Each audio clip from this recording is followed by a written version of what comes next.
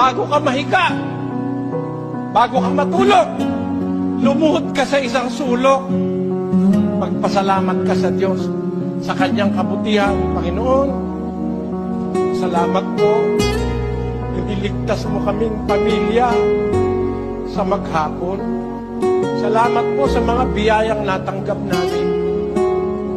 Salamat sa iyong pag-iingat. Sana ingatan mo kaming patuloy sa magdamag.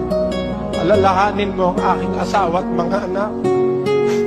Sana po, iligtas mo sila sa mabibigat na karamdaman.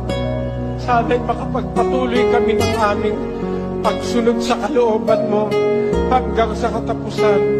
Maraming salamat po sa iyo, Ama. Amin.